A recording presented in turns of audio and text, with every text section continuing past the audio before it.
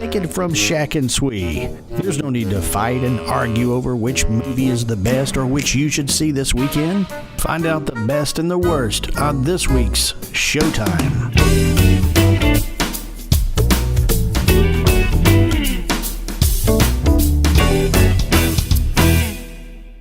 Hello, welcome to Showtime with Shak and Swee. My name is Sebastian Wee, design editor at the Covington News. And my name is Shakeem Holloway. I'm the sports editor at the Covington and the Rockdale News. Today we are going to talk about the Oscars. The Oscars are the 22nd of February, and so that's pretty much this coming Sunday. And we wanted to, since we don't really have time to go through the entire list, we're going to discuss the Best Picture nominees. Now, Shakeem and I have not seen them all. There's 8 nominees. I think between the both of us, we've only seen 5. And I can probably gather that you guys haven't seen them all either. So what we're going to do is we're going to kind of narrow it down. And since we haven't seen them all, we're going to pick our choices based on buzz, based on reviews, based on our own Twitter followers and their reactions to the film. And so, you want to run down the list of Best Picture nominees? The nominees are, it's 8. You can do up to 10, but there are 8 this year.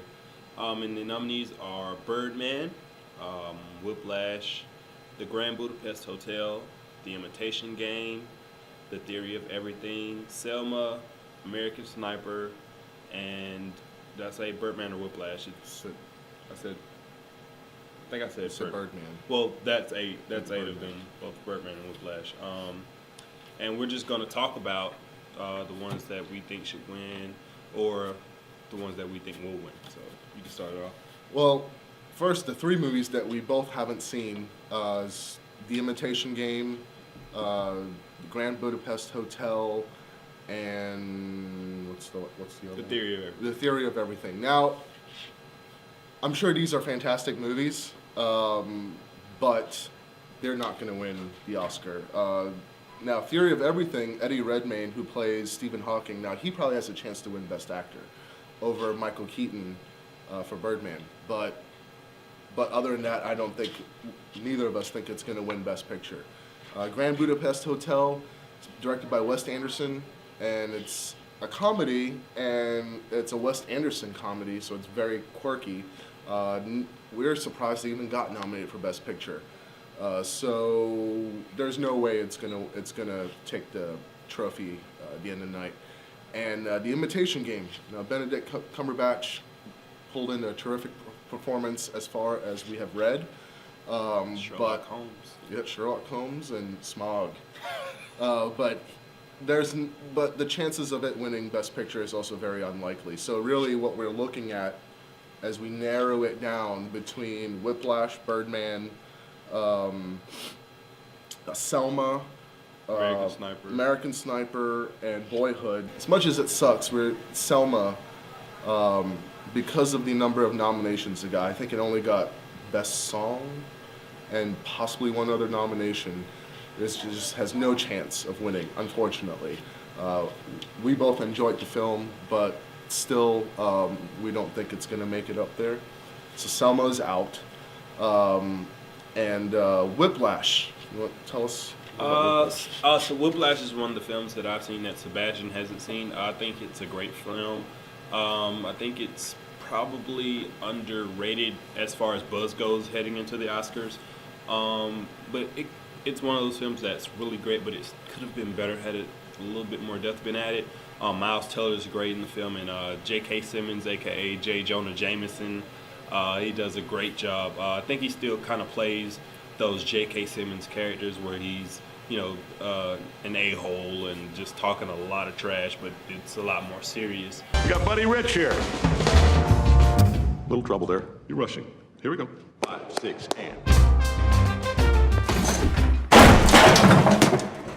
Were you rushing or were you dragging? I don't know.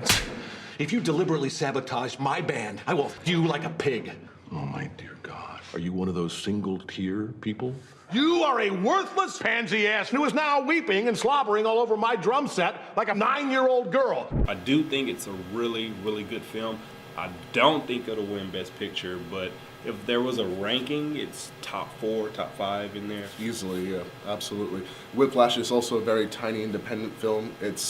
I don't think there has been a film since The Hurt Locker that won Best Picture, being an independent, smaller film. So that's why we think that one will be out. So what it really comes down to now is American Sniper, Boyhood, and Birdman. Now, American Sniper, we both have seen, and we both think is really, it's fantastic and it's really good.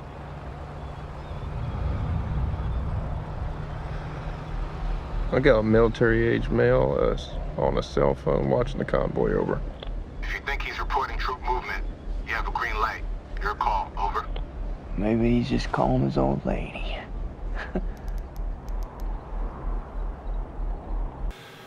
Me personally, I don't think it's going to get Best Picture, even though it's a huge financial success. To me, it's very akin to The Hurt Locker. Personally, I think Hurt Locker did it better, whereas American Sniper focused more at home. Hurt Locker spent more time on the field. We both agreed that it was kind of like an anti-war film, while others saw it as, a glorification of patriotism Right. and hate for just... For the opposition, Yeah, for the opposition. enemy, per se. Yeah. But yeah, we absolutely didn't see it that way. Bradley Cooper and everyone in the cast, especially Bradley Cooper, turned in magnificent performances. Sometimes it was tough to watch Bradley Cooper going through the emotions he had to go through, especially coupled with very intense scenes. So now, war films are traditionally sort of would be in the Best Picture category, but we think this one, because The Hurt Locker has already gotten it before on a very similar subject, we don't think it's going to. But then again, Clint Eastwood has a way of surprising everyone. Yeah, like he did with the box office. With for $1 Million Baby. I didn't expect that one to take Best Picture that year, and it did. So now it comes down to, really, with all the buzz and all the raves and all the awards even, is going to be between Birdman and Boyhood. Who is this guy? He used to be Birdman. I like that poster. You wrote this adaptation? I did, yeah. And you're directing and starring in your adaptation. That's ambitious.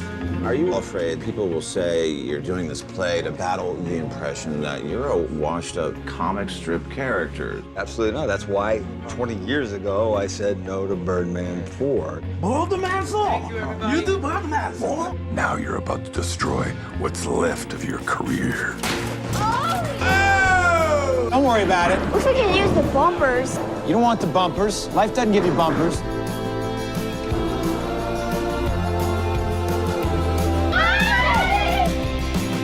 Mom.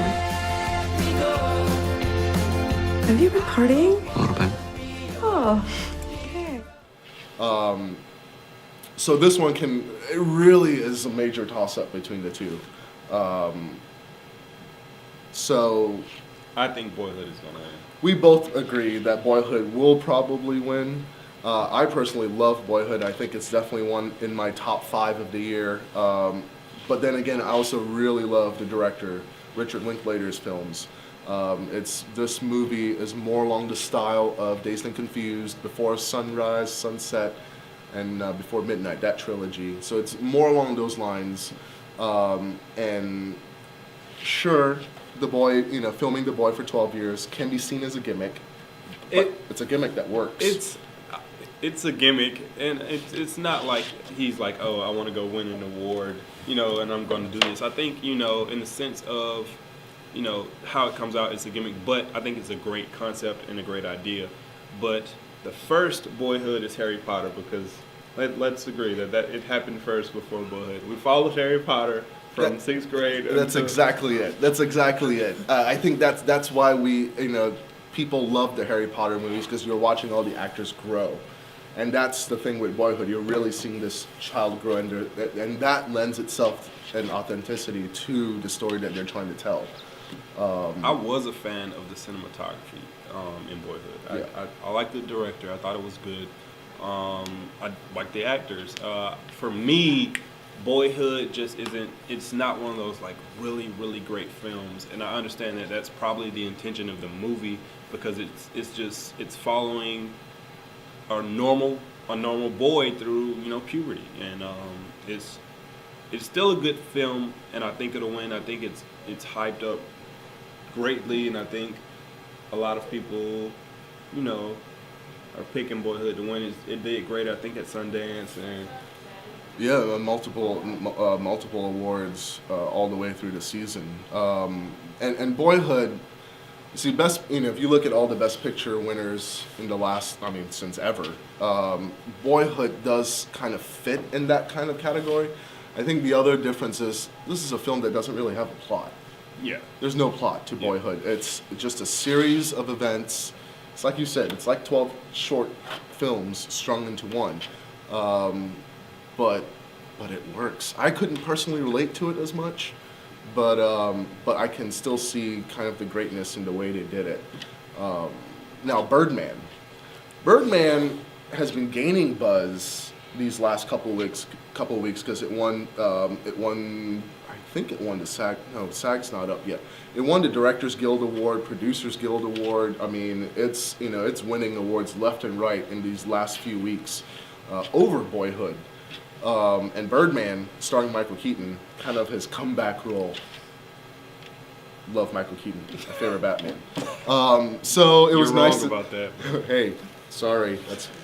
But it was great to see Michael Keaton come back and really do a film that I guess a lot of people can say it encompassed his career. It encompasses his career.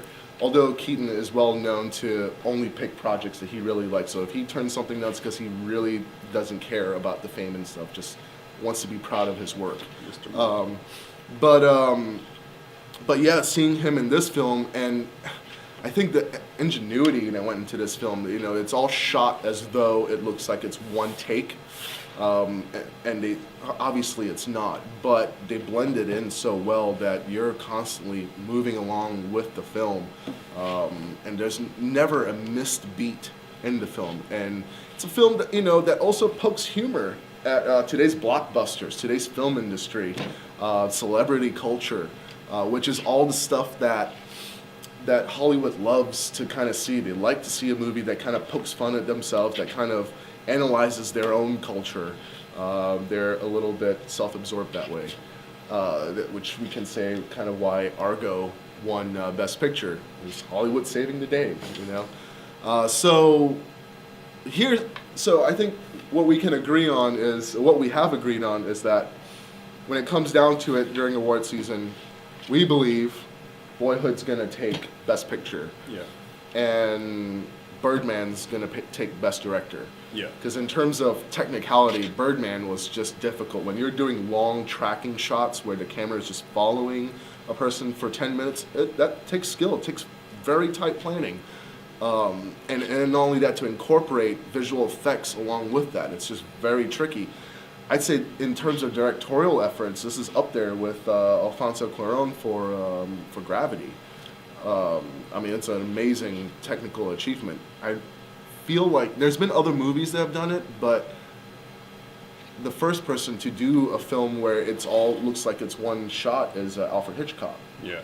For that movie he wrote with Jimmy Stewart. And now to see it done this way, I think Hitchcock would be very proud.